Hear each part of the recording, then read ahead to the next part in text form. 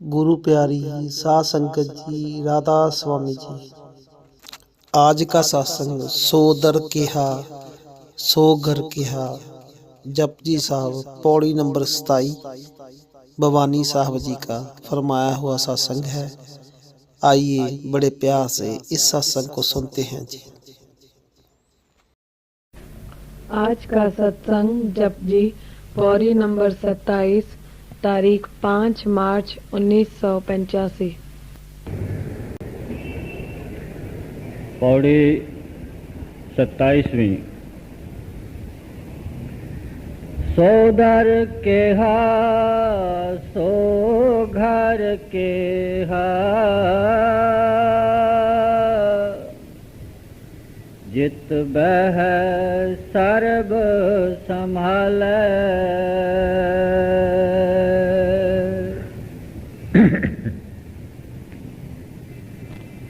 यह पौड़ी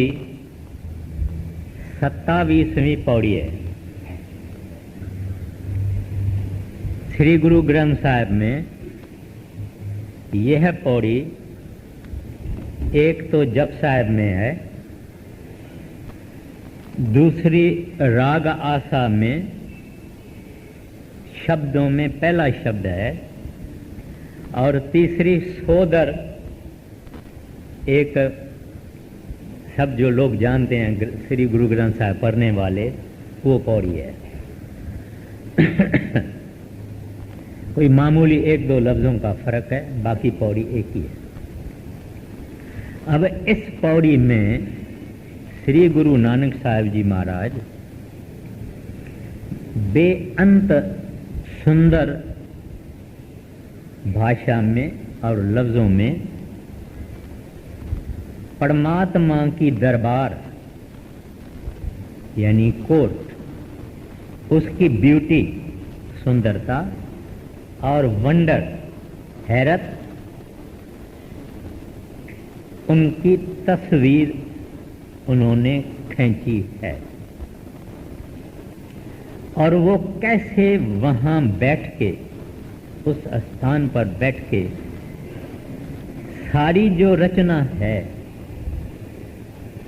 उसको संभालते भी हैं और देखते भी हैं।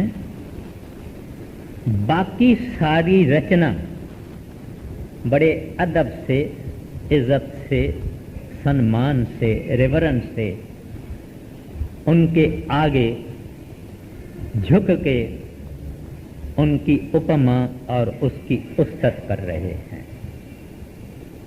ये तस्वीर है। पहले पहले इसमें जिक्र है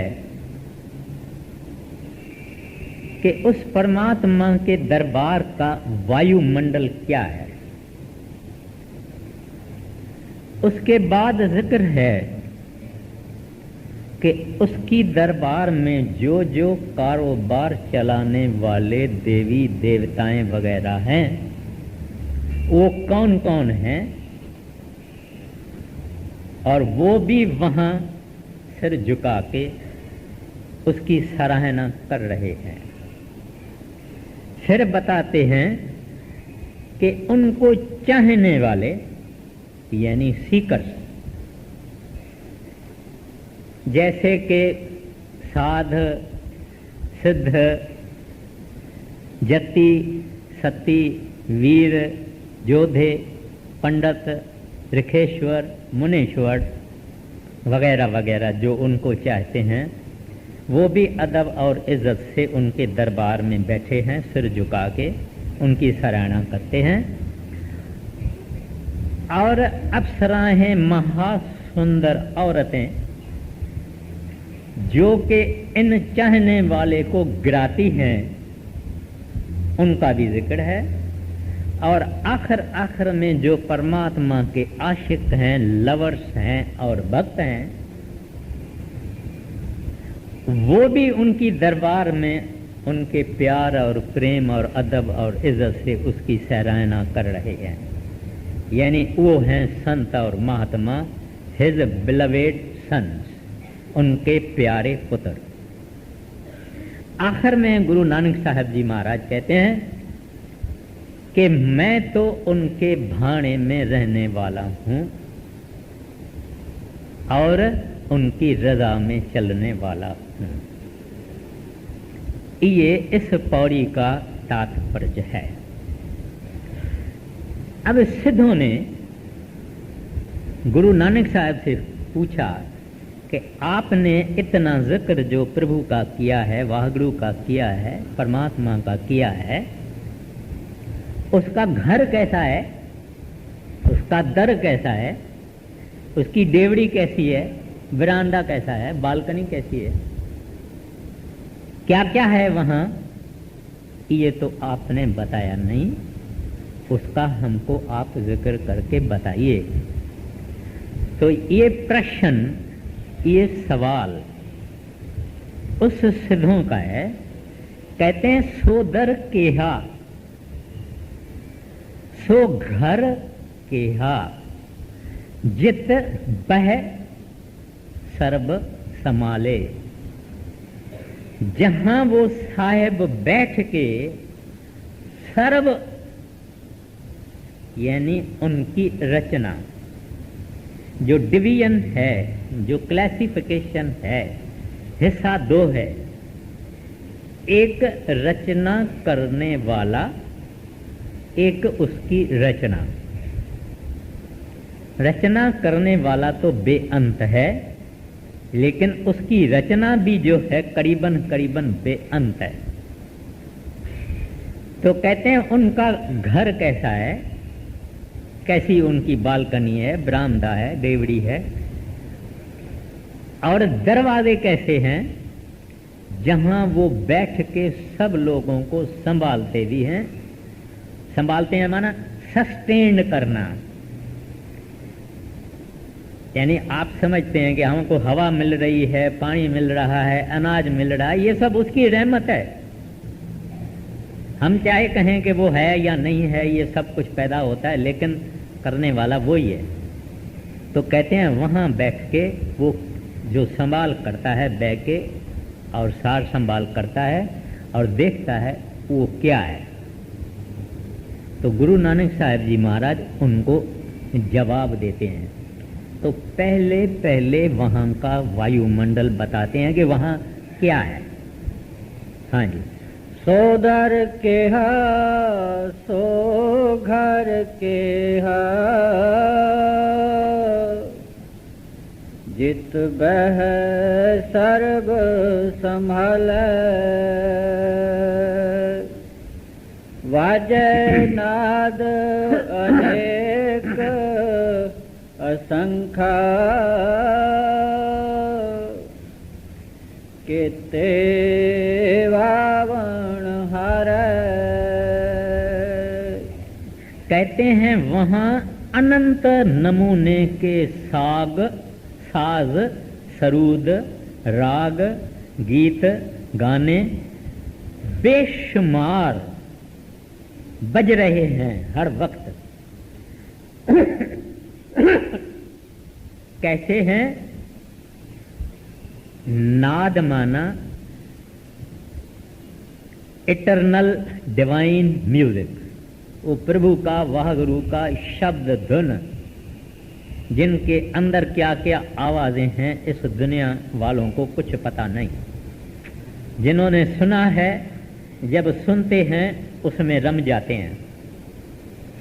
जब हम किसी बड़े गायन वाला, कोई बड़ा बड़ा बहुत गाने वाला, सितार बजाने वाला, ये वो, हम जब उनको सुनने को जाते हैं, बड़ी बड़ी टिकट भी होती है, 200 रुपया, 150 रुपया वगैरह वगैरह, तो सुन के मस्त हो जाते हैं।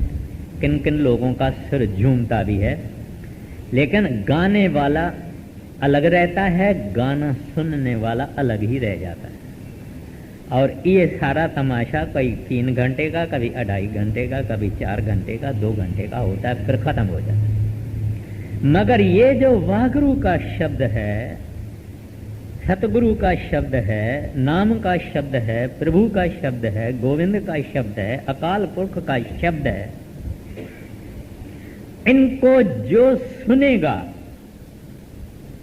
वो उसमें रम जाएगा, उसका रूप हो जाएगा और उसको हमको बताने के लिए जुबान ही बंद हो जाएगी। इस वास्ते सब संतों ने कहा गूंगे गुड़ खाया, गूंगे गुड़ खाया। तो गूंगा जब गुड़ खाता है बता नहीं सकता कि कैसा मीठा है, क्योंकि जुबान है नहीं। गुरु नानक साहब जब वहाँ बगदाद ईरान वगैरह के गए थे तो वहाँ उनको एक फकीर मिला था जिसका नाम मियाँ मिठा था।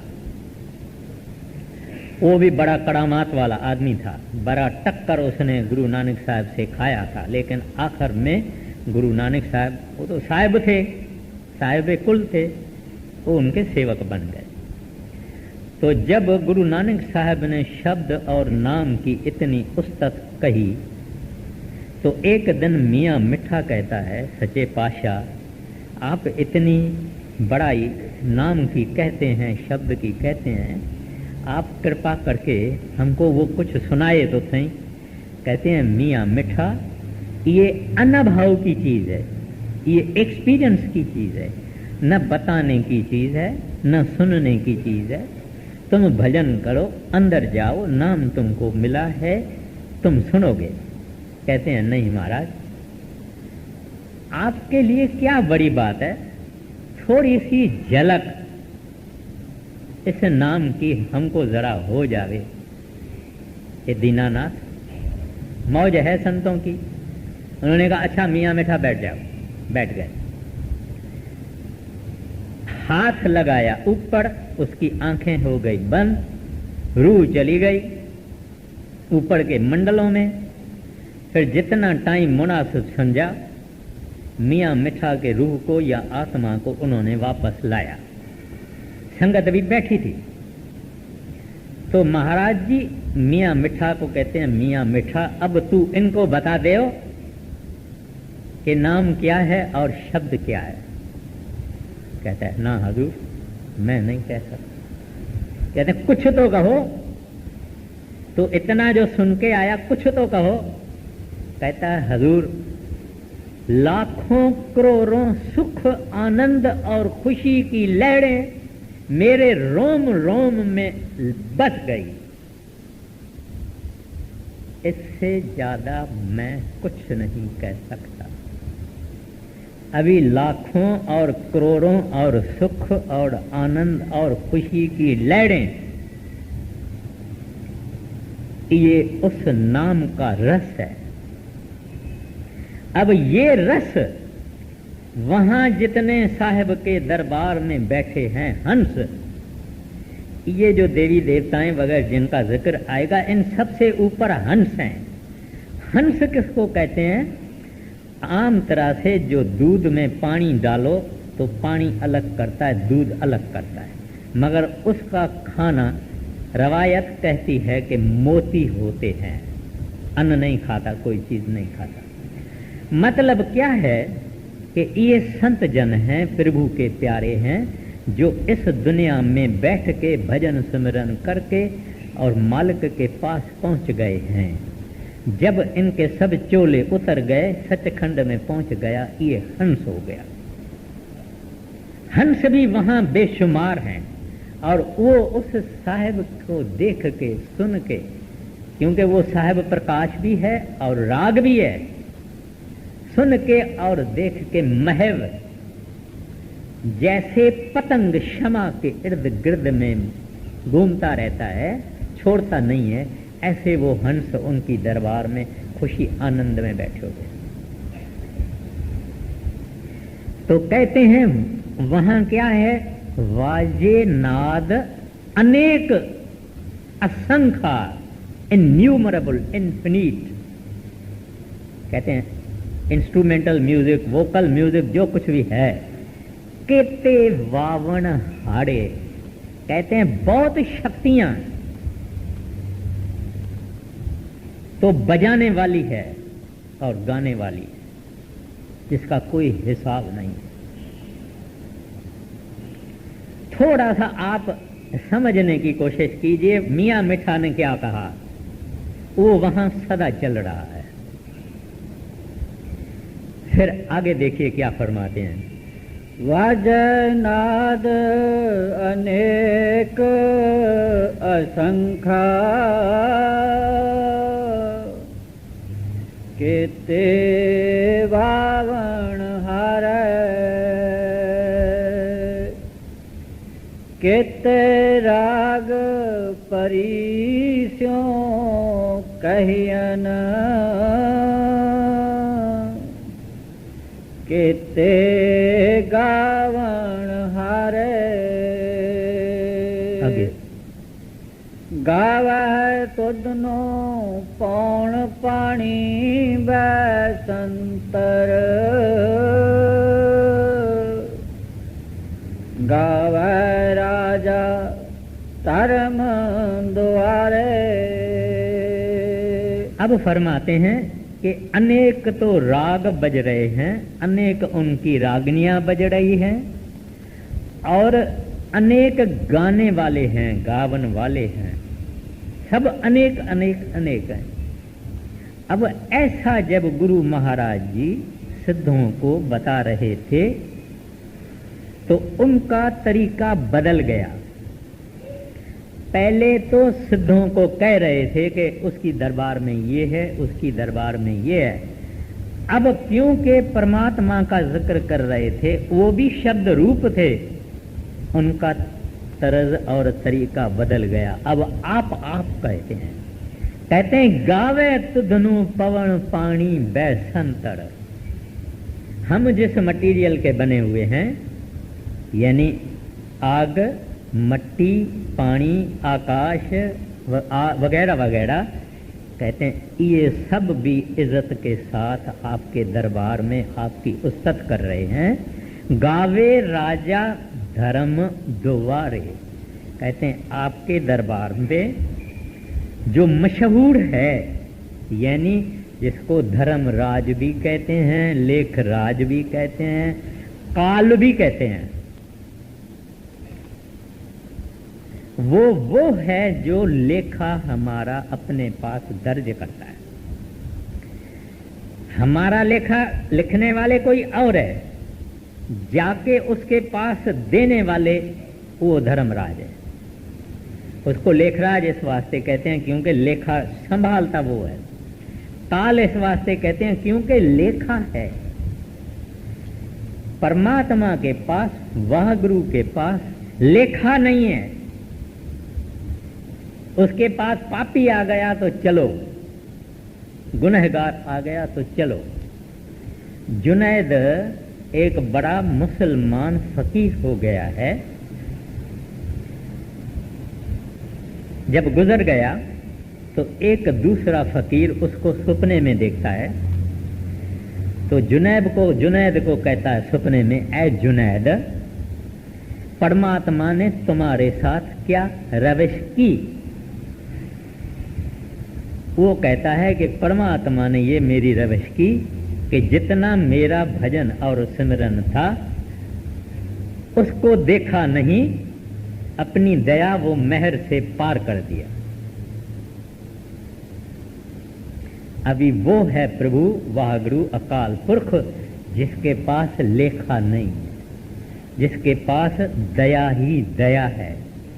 इस वास्ते लेखे कबहू न छूटिए, खिन खिन भूलन हार, बख्शण हारा बख्श ले, नानक पार उतार। तो ये जो है वो लेखराज है। लेखराज माना इसके पास लेखा है, इस वास्ते काल है और धर्मराज भी है। वो तो कहता भाई हिसाब है मेरा, इधर तुम्हारा जमा है, इधर तुम्हारी नाय है, इधर क्रेडिट है, इधर डेबिट है। क्रेडिट अलग फैसला है, डेबिट अलग फैसला है। तो टाइम नहीं है, तो ये जो हिसाब रखने का उनका तरीका है वो निराला है। अपना जो तरीका होता है, एक आदमी जितना देता जाता है लिखते हैं, जितना देता जाता है लिखते हैं, काट कूट में आखिर में बोलते हैं माइनस बैलेंस है या प्लस बैलेंस है। वो ऐसा नहीं रखते, जो है पहले भोग लो, सुख खुशी जितनी है भोग लो, दुख खुशी कितनी है वो भी भोग लो, यानी कोई आपस में एडजस्टमेंट नहीं होती। तो कहते हैं वो भी प्रभु जो सारे संसार का हिसाब रखने वाला है।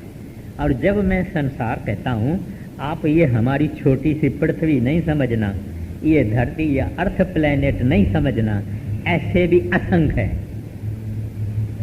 इस सब का लेखा रखने वाला वो धर्मराज भी कहते हैं आपके दरबार में झुका हुआ आपकी उस्तत कर रहा है।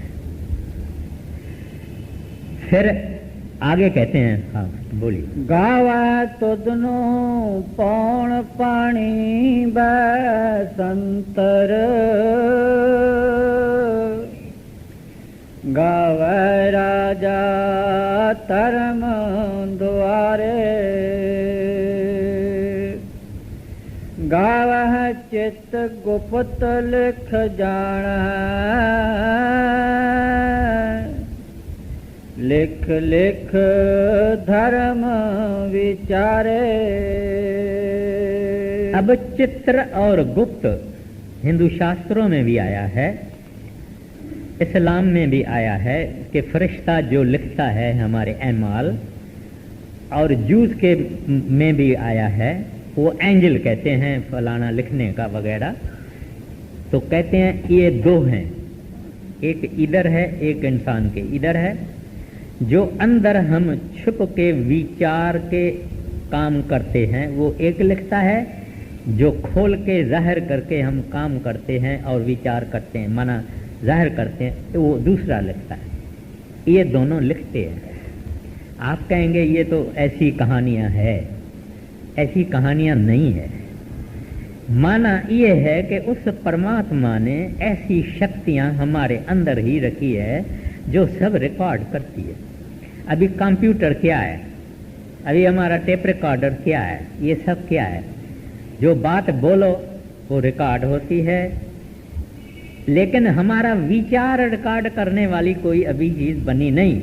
ये विचार भी हमारे रिकॉर्ड होते हैं, हमारे ख्याल भी रिकॉर्ड होते हैं, वचन भी रिकॉर्ड होते हैं, कर्म भी रिकॉर्ड होते हैं, सब रिकॉर्ड होता है और वो रिकॉर्ड हमारे साथ ही चलता है। तो कहते हैं ये चित्र और गुप्त, ये हमारा सब कुछ लिख जाने, लिख लिख धर्म विचारे। कहते हैं साथ साथ लिख भी रहे हैं, साथ साथ धर्मराज को भी देते जा रहे हैं, साथ साथ परमात्मा के आगे उसकी उस्तत, उसकी बड़ाई और उसकी उपमा करते हैं। आगे गावह चित्त गुप्त लिख जान, लिख लिख धर्म विचारे।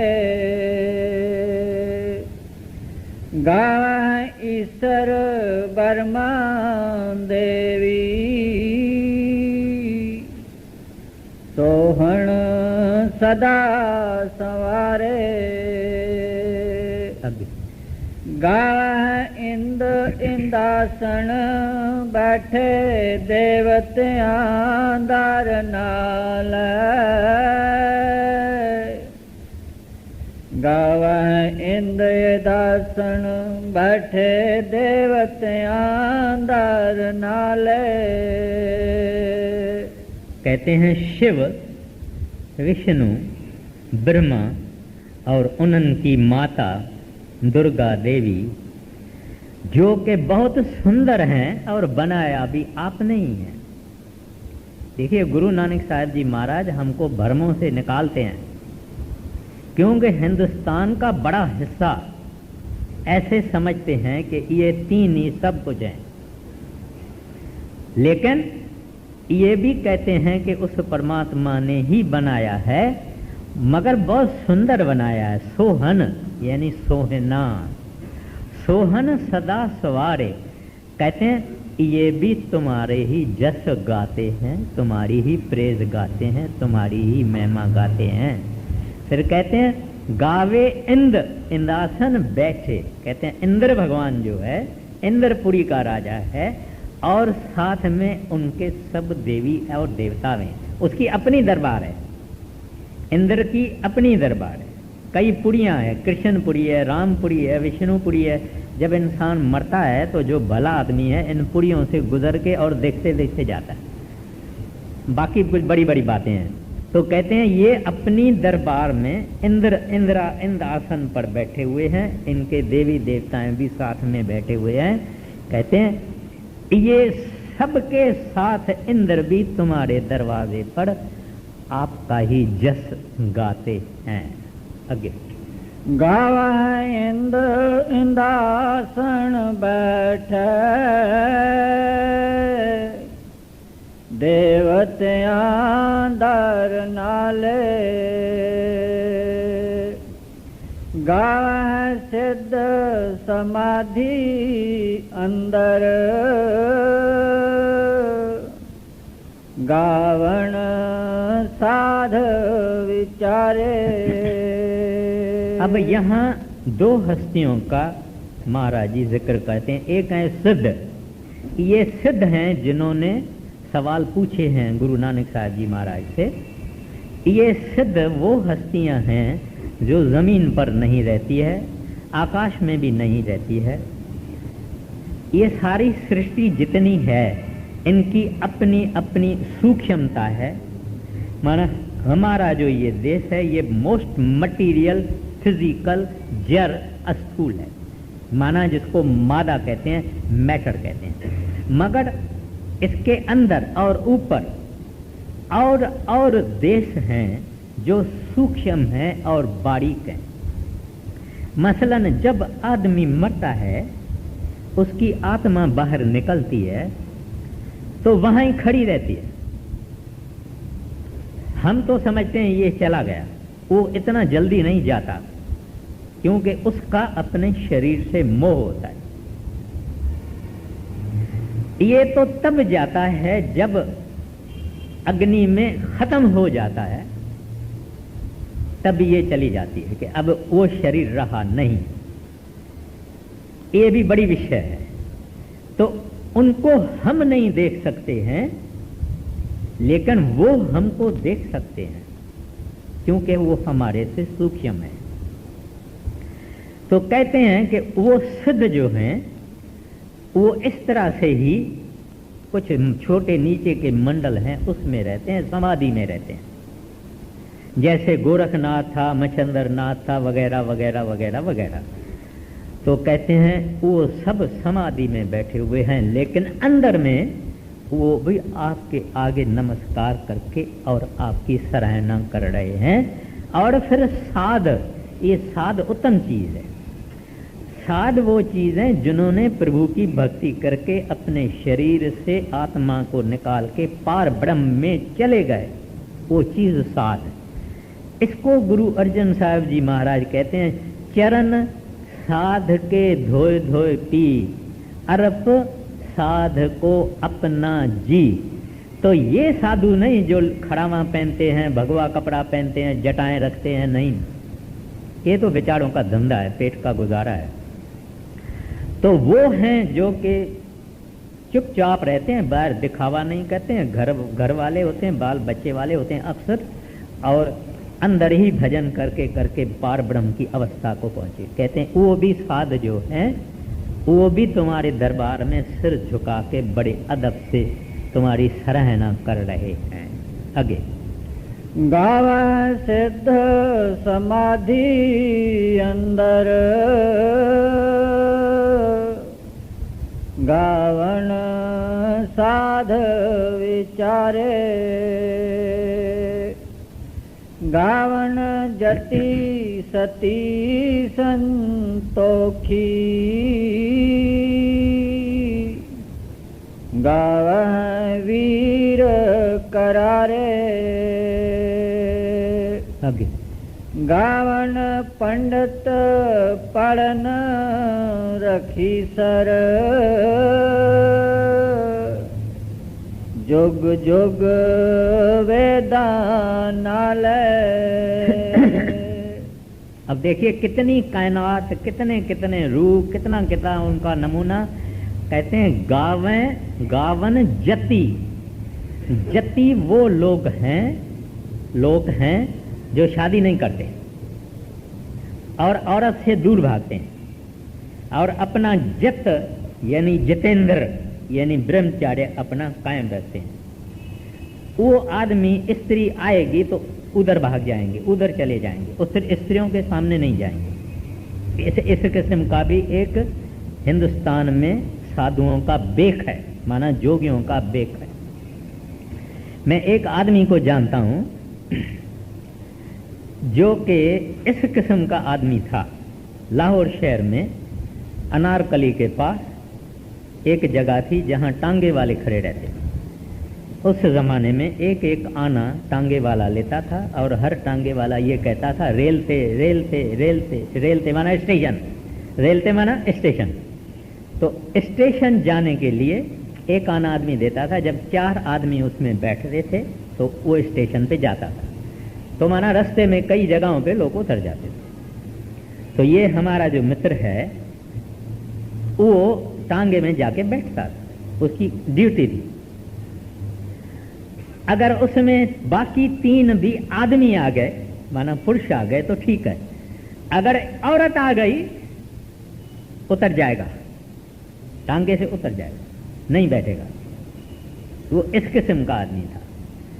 तो खैर, तो यहाँ तो फकत गुरु नानक साहब जी महाराज जुदा जुदा लोग क्या क्या दुनिया में करते हैं, लेकिन सिर उनको भी साहिब के आगे झुकाना पड़ता है। तो कहते हैं गावन जति, फिर कहते हैं सती। सती वो लोग हैं जो सच बोलते हैं, झूठ बोलते ही नहीं, उनको आम तरह से सत्यवादी कहा जाता है। ऐसे लोग हैं जो कुछ भी होगा आप उसको मारो, उनको पीटो, जान ले लो, मगर सत्य बोलेंगे।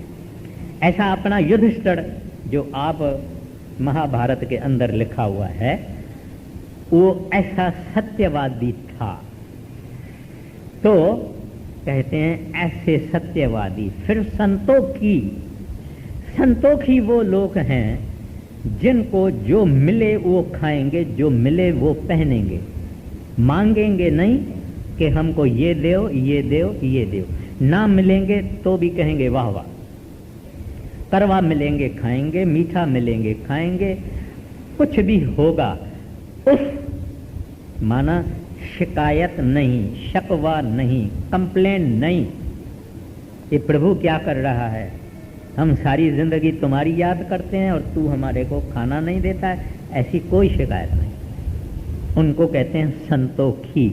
तो कहते हैं ऐसे संतोखी गावे वीर करारे, वीर यानी बहादुर, पहलवान, योद्धा, वॉरियर, जिनकी बड़ी शक्ति और ताकत होती है। कहते हैं ये वीर भी सब तुम्हारे दरवाजे पर सिर झुका के तेरी सराहना, तेरी उस्तत गा रहे हैं।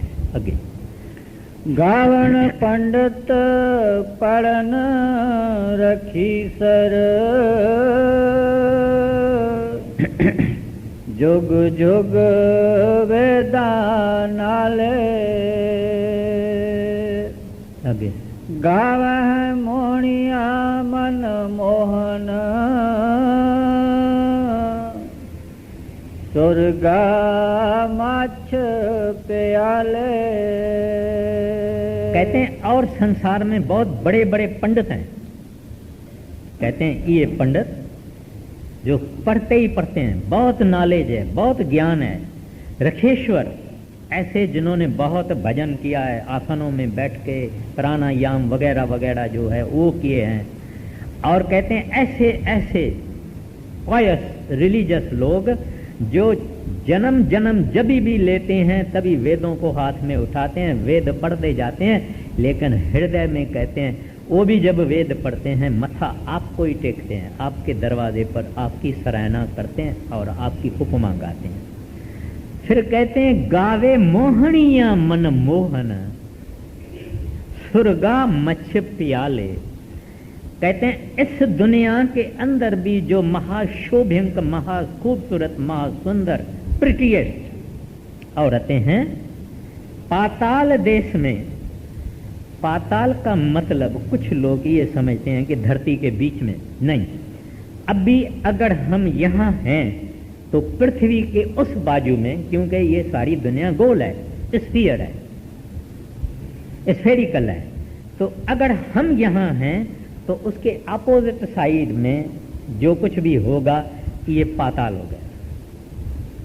तो कहते हैं कि दुनिया के उस किनारे पर भी जो खूबसूरत के खूबसूरत औरतें हैं, मोहिनियां हैं, और आकाशी देशों में भी ऐसी अप्सराएं जिसको बोलते हैं, वो अप्सराएं, ये सब भी हालांकि उनकी ऐसी मोहने की ताकत है कि बड़े ऋषि मुनि त्यागी जतिवती उनके आगे गिर गए हैं, लेकिन आपके आगे वो मोहताज हैं, मजबूर हैं, सिर झुका के आपकी महिमा गाती हैं। आगे गावा है मोहनिया मनमोहन, सुरगा माछ प्याले,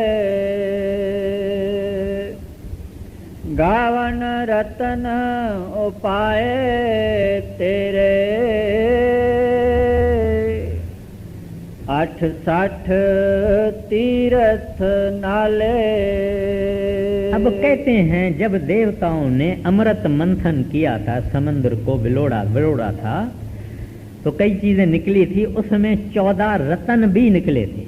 रतन यानी प्रेशियस स्टोन, जिसमें हीरा है, मोती है, याकूत है, नीलम है, सैफायर है, वगैरह वगैरह, ये 14 है।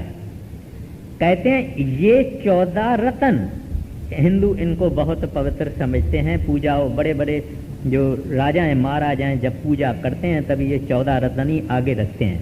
और हिंदुओं में मोती वगैरह कुछ जो बड़े शाहूकार हैं वो रखते हैं। वो रतन एक होना चाहिए, ऐसा हिंदू शास्त्रों में कुछ लिखा हुआ है कि पूजा के वक्त एक रतन जरूर होना चाहिए। तो वो रतन प्लस कहते हैं 68 जो तीर्थ हैं सारे हिंदुस्तान में, ये भी उन सब देवी देवताओं जो परमात्मा के सिर झुकाते हैं उसमें ज्वाइन करते हैं, वो भी अपनी रिवरेंस यानी नम्रता और अदब से इस परमात्मा की सराह में शामिल होते हैं। आगे गावन रतन उपाय तेरे, 68 तीर्थ नाले, गावह जोध महाबल सूरा, गावह खानी चारे। कहते हैं इस सृष्टि में ऐसे ऐसे जोधे यानी माइटी वॉरियर, ऐसे ऐसे जोधे, ऐसे ऐसे वीर जिनके पास डर क्या चीज है वो उनको पता ही नहीं है, ऐसे ऐसे वीर हैं, ग्रेट वॉरियर। कहते हैं ये भी आपके सामने सिर झुका के आपकी महिमा गाते हैं। और गावे खानी चाड़े यानी इस सृष्टि में जितनी भी पैदाइश होती है, उत्पत्ति होती है, ये 4 खानियों के जरिए होती है। जैसे इंसान और जानवर, इस 4 खानियों को कहते हैं अंडज, जेरज, सेतज, उत्तबज। अंडज माना वो जो अंडे से पैदा होते हैं, माना एग से पैदा होते हैं। वो भी कई जानवर भी हैं, पंछी भी हैं, पानी के अंदर भी हैं। और हैं जेरज जो झली में पैदा होते हैं, एक प्लास्टिक बाड़ी के माफक एक झली है, जैसे कि इंसान भी उसमें पैदा होता है, जानवर 4 पाए भी उसमें पैदा होते हैं, वगैरह वगैरह। और सेतज वो हैं जो पसीना या मौसम की बदल सदल के कारण मच्छर, जीव जंतर वगैरह वगैरह पैदा होते हैं। और उत्तबज वो हैं जो जमीन से पैदा होते हैं, जैसे कि गेहूं, अनाज, चावल, ज्वार वगैरह वगैरह वगैरह। ये 4 क्लासिफिकेशन है जिसमें सारी कायनात आ गई। तो गुरु नानक साहब जी महाराज कहते हैं ये जितनी बाकी कायनात मैंने जिक्र नहीं की है वो भी सारी तुम्हारे आगे झुकती है, इज्जत बा अदब आपके चरणों में झुकती है, मत्था टेकती है और आपकी उपमा करती है। आगे गावह जोध महाबल सूरा, गावह खानी चारे, गावा खंड मंडल वार पंडा कर कर रखे धारे। अब ये सारी सृष्टि का और एक क्लासिफिकेशन है। एक हम जो पिंड है, माना ये शरीर है, ये पिंड, फिर खंड है, फिर ब्रह्मंड है। ये वरबंडा जो लफ्ज है पंजाबी में इस्तेमाल होता है, ये असल करप्ट है ब्रह्मंड का। तो वरबंडा माना ब्रह्मंड जितना है, और आखिर में सचखंड है। ये चार है, पिंड, अंड, ब्रह्मंड, सचखंड। कहते हैं इसके अंदर जो कुछ भी है ये भी आपके आगे झुकते हैं, और ये खुद जिनको आपने पैदा किया है और आपकी ताकत पर ही लटक रहे हैं। क्योंकि हमारी धरती जो है वो भी लटक रही है, किसी चीज के ऊपर नहीं है, लटक रही है। ऐसे कहते हैं ये खंड, ब्रह्मंड, ये भी सब आकाशी मंडलों में लटकते हुए हैं, जिनको तुमने उस जगह पे रखा है और तू उनको कायम रखते हो। कहते हैं ये भी सब सपोर्टेड बाय यू, कहते हैं तुम्हारे आगे सिर झुकाते। आगे गावा खंड मंडल वार पंडा कर कर रखे तारे। सेई तुदनो गावा जो तुद पावन रत्ते तेरे भगत रसाले। अब यहाँ है राग। गुरु नानक साहब जी महाराज फरमाते हैं, कहते हैं असल तुम्हारे को सच्चे गायन वाले, तुम्हारी सच्ची उपमा करने वाले, तुम्हारे सच्चे गीत गाने वाले वो हैं जिनको तू चाहते हो कि तुम्हारी गायना करे। से ही तुधनु गावे जो तुध भावन, जिनको तुम चाहते हो, जिनको तुम प्यार करते हो कि ये तुम्हारी सच्ची सराहना करें। कहते हैं ये हैं तुम्हारे संत, तुम्हारे भक्त, तुम्हारे प्यारे पुत्र, जिनको हम संत कहते हैं, सतगुरु कहते हैं, फकीर कहते हैं, दरवेश कहते हैं, भगत कहते हैं। तो कहते हैं क्यों ये भगत कैसे बने, ये तुम्हारे प्यारे कैसे बने? कहते हैं क्योंकि आपने ऐसा चाहा। अभी सब कुछ फरमा के इस बात पर आ जाते हैं कि जब आप चाहते हैं कि कोई आपकी रियल प्रेज करे, वो प्रेज क्या है? शब्द और नाम। हम कितना भी परमात्मा की बड़ाई करें कि तुम मेहरबान हो, दयालु हो, कृपालु हो, दया का सागर हो, सद्बख्शंद हो, मेहरबान हो, तो उससे कुछ बनता नहीं। बनता तब है जब ये भजन सिमरन करके शब्द में, नाम में लवलीन हो जावे, रम जावे, एक हो जावे। कहते हैं ये तब होता है जब आप चाहते हैं। यहाँ आके गुरु नानक साहब जी महाराज कहते हैं किसी का वश नहीं है। जब वो साहिब चाहे और इशारा करे तो इस आदमी का परमात्मा की तरफ ख्याल लगता है, सत्संग में आएगा, प्रेम से सुनेगा, किताबें पढ़ेगा, सत्संग उनको अच्छा लगेगा, प्रभु की बातें, वाह गुरु की बातें, गोविंद की बातें, हरि की बातें उसको अच्छी लगेगी, स्वाद आएगा। कोलाबा से तो क्या आएगा, विरार से तो क्या आएगा। दुनिया के 7 समुद्रों से लोग ब्यास जाते हैं। क्यों जाते हैं? ऐसी क्या बात है वहां? जिनको रब चाहता है उनको गुरु भी अच्छा लगता है, गुरु सुनना भी लगता है, गुरु प्यारा भी लगता है, उसकी बातें प्यारी भी लगती है, परमात्मा की बातें उनको प्यारी लगती है। तो कहते हैं प्रभु सब कुछ तेरे हाथ में है। तो कहते हैं रत्ते तेरे भगत रसाले, कहते हैं वो जो जीव हैं वो सदा सदा तुम्हारे नाम शब्द के रस में सैचुरेटेड हैं, मस्त हैं। वो मस्ती जो थोड़ी सी झलक गुरु नानक साहब ने मियां मिठा को दे दी, वो कहते हैं सदा है उनको। रसाले लफ्ज कहां से निकला है?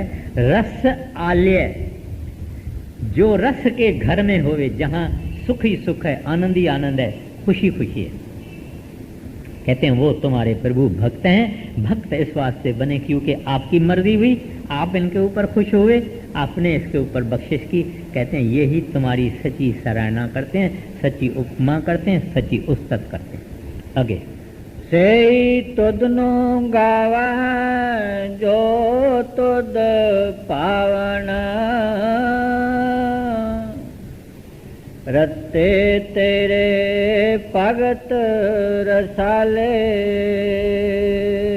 और केते गावण से मैं चितना आवण, नानक क्या विचारे। गुरु नानक साहब जी महाराज कहते हैं मैं उनका विचार भी नहीं कर सकता हूं कि इतने हैं। आगे और केते गावण से मैं चितना आवण, नानक क्या विचारे। सोई सोई सदा सच साहेब, साचा साची नाई। अब यहां शुरू करते हैं मालिक की हाकमी, हिज मैग्नानिमिटी, यानी कितना बड़ा है, कितना फड़ाक दिल है, कितना दाता है, और सब कुछ उसके वश में है। वो हुक्म चलाता है, कोई उसके ऊपर हुक्म चला नहीं सकता। सारी दुनिया नाश हो जाएगी जो इसने रचना रची है, मगर वो नाश होने वाला नहीं है। ये सारा जिक्र इस 4-5 कड़ियों के अंदर गुरु नानक साहब जी महाराज कहते हैं सोई सोई सदा सच। कहते हैं वो ही प्रभु वाहगुरु अकाल पुरख, रब कहो, खुदा कहो, अल्लाह कहो, जो नाम देना है देव, वो शक्ति है, हर जगह है, पावरफुल है, सब कुछ ज्ञाता है यानी जानता है। कहते हैं वो शक्ति सदा है, आद सच जुगाद सच है भी सच, नानक हो सी भी सच। साहिब साचा सदा रहेगा, साचे नाई, और उसका जो नाम है यानी उसका जो शब्द है या उसकी धुनी है जिससे उसने सृष्टि पैदा की। शब्दे धरती शब्द आकाश, शब्दे शब्द भया प्रकाश, सगली सृष्टि शब्द के पाछे, नानक शब्द घटो घट आछे। उस शब्द को मुसलमान कलमा कहते हैं, गुरु नानक साहब शब्द कहते हैं, अनाद शब्द कहते हैं, हिंदू नाद कहते हैं, उद्गीत कहते हैं, पारसी भाई साहबान उसको सरोश कहते हैं, वगैरह वगैरह उसके नाम है। कहते हैं तू भी अमर है, तू भी आद सच जुगाद सच है, तेरा नाम भी आद सच जुगाद सच है। बाकी सारी सृष्टि जो है आती है और जाती है, प्रलय होती है, महाप्रलय होती है, फिर सृष्टि बनती है। इस तरह से हम मरते रहे हैं, आते रहे हैं, जाते रहे हैं, अभी तक परमात्मा के पास नहीं गए। अगर गए होते तो यहाँ बैठे नहीं होते, लेकिन अभी वाड़ी आई है, उसका फायदा अगर हम उठाएंगे तो हम इस प्रलय महाप्रलय में फिर नहीं आएंगे। अगर मेहनत करेंगे तो, बातों से नहीं।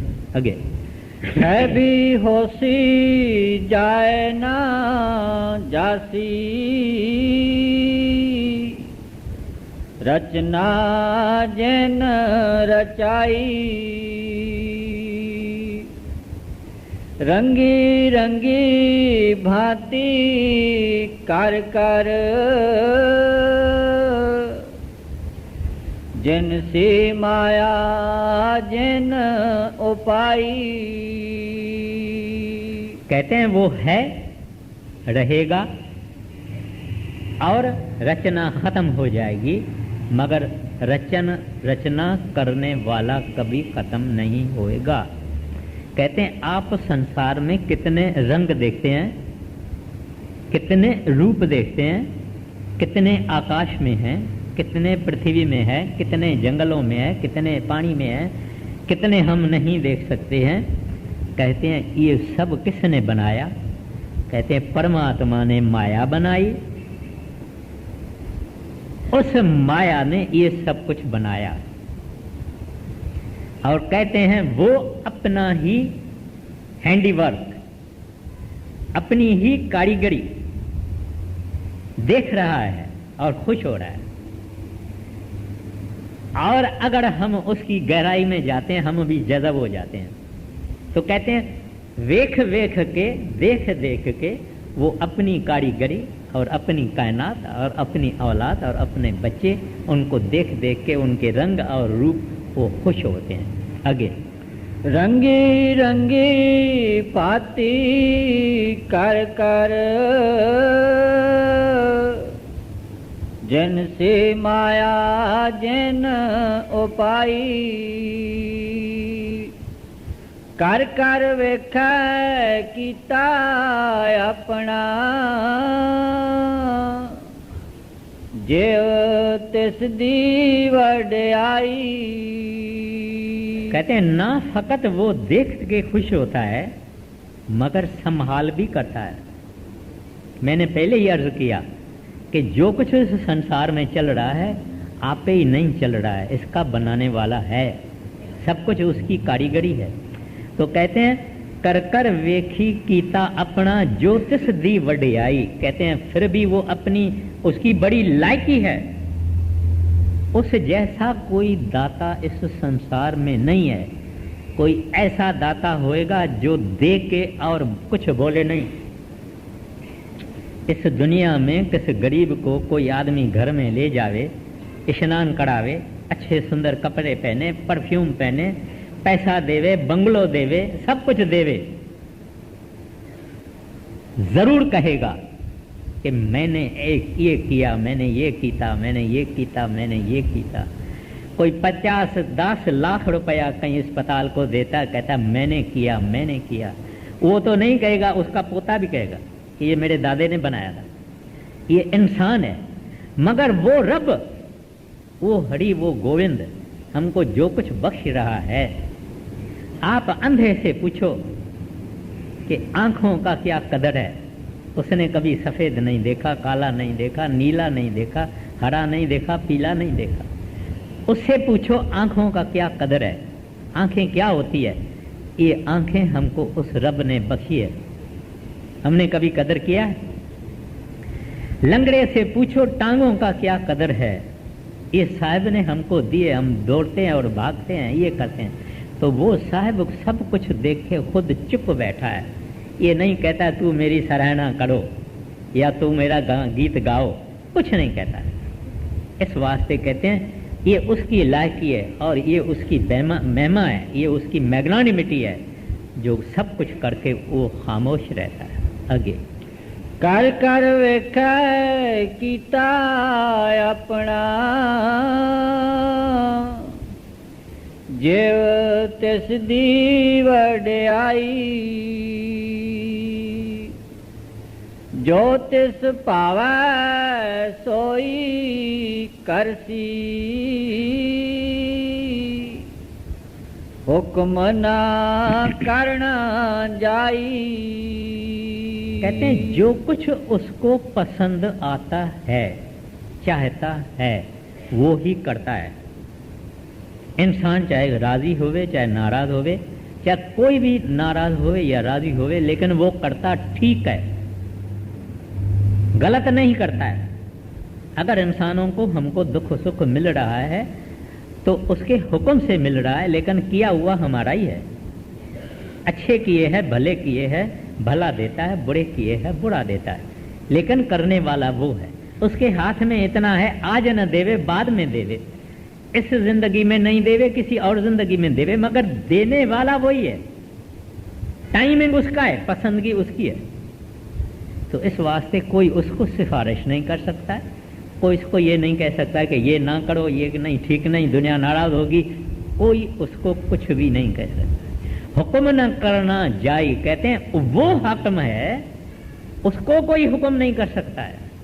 He is the commander but nobody can command on him. कहते हैं ऐसा गुरु नानक साहब जी महाराज बोलते हैं, ऐसा है पातशाहों का पातशाह। आगे फरमाते हैं, जो तिस पावै सोई करसी, हुक्म ना करना जाई। सो पात साह साहा पात साहेब, नानक रहन रजाई। कहते हैं वो मालिक है, पातशाह है, पातशाहों का भी पातशाह है। पात माना मालिक यानी धनी, पातशाह है, पातशाहों का भी पातशाह है। नानक रहन रजाई, कहते हैं नानक उसकी रजा में चलेगा, नानक उसकी रजाई मानता है। जब नानक साहब जी महाराज ऐसा कहते हैं तो सब संत उनकी रजा मानते हैं। इस वास्ते संत करामात नहीं करते हैं। एक मैं छोटा सा जिक्र देता हूं। एक पंजाबी लेडी थी, अच्छे खानदान की, सत्संगियों का खानदान है। बड़े महाराज जी वो बना रहे थे, सत्संग घर जो आप डेरे में देखते हैं वो बना रहे थे। तो वो एक अपने 5-6 बरस के बच्चे को भी ले आई। वो बच्चा भी ईंट उठाने लगा, एक ही बेचारा 2 उठा सकता था, वो भी उठाने लगा। सब ऊपर ले जाते थे ईंट, फिर खाली आते थे, फिर ईंट ले जाते थे। तो वो बच्चा कहीं गिर गया तो इसकी यहाँ हड्डी टूट गई और ये हाथ और ये लटकने लगा। तो माता बड़ी तेज थी, गर्म सुबह की थी। वो आई बच्चे को लेके महाराज जी को बोलने लगा, ए महाराज जी ये क्या है, तुम्हारी सेवा करने का ई फल होता है क्या? महाराज जी ने क्या किया, एकदम पहले तो हाथ पकड़ा यहां, उसने कहा ये इसका हाथ देखो। महाराज जी ने पहले तो उसका हाथ पकड़ के खड़ा कर, कहते हैं बीबी कहो क्या है, क्या तकलीफ है, क्या बात है, तू कहो तो सही, तू इतना क्यों चिल्लाती है? कहते हैं आप देखो ना उसका हाथ लटक रहा है, बांह टूट गई है। कहते हैं देखो, तुम देखो किधर है? वो आगे देखती है, पीछे देखती है, कहती है नहीं आपका ये भरम है, बच्चा तो ठीक है, तुम्हारा कोई ऐसा गलत मतलब ख्याल हो गया होगा, बच्चा तो ठीक है। तो संत जन ऐसे ठगते हैं, दिखाना नहीं चाहते हैं, कभी नहीं दिखाना चाहते हैं। आपका 100 काम कर देंगे लेकिन चुप। आप जाके कहो हजूर दया आपकी है, हमने देखा है, दया आपकी है। कहते हैं ना ना ना।